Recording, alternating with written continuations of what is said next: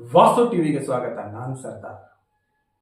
ಚರ್ಚನ್ಪಟ್ಟಣದ ward number 7ರಲ್ಲಿ ಬರುವ ಶೈಲಾ ಮುಸುತಿ ಎಂಬ ಮಹಿಳೆಯ ಮರಣ ಹೊಂದಿದ್ದು, ಇವರಿಗೆ ಯಾರೂ ಸಂಬಂಧಿಕರು ಇರದ ಕಾರಣ ಚರ್ಚನ್ಪಟ್ಟಣದ ವಾರ್ಡ್ ನಂಬರ್ 6ರ ಸದಸ್ಯ ಚೈತನ್ ನಿರಾಳೆ ಮತ್ತು ವಾರ್ಡ್ ನಂಬರ್ 5ರ ಸದಸ್ಯರಾದ ಇಲಾಯಿ ನದಾಫ್ ಇವರು ಈ ಅನಾಥವಾದ ಮಹಿಳೆಯ ಅಂತ್ಯ ಸಂಸ್ಕಾರವನ್ನು ತಾವುಗಳು ಅವರ ಮಕ್ಕಳ ಸ್ಥಾನದಲ್ಲಿ ನಿಂತು ನೆರವೇರಿಸಿದ್ದಾರೆ.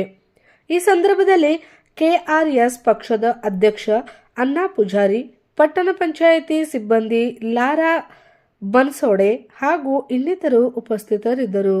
ವಾಸ್ತು ಟಿವಿ ಗ್ರೌಂಡ್ ರಿಪೋರ್ಟ್, ಚರ್ಚನ್.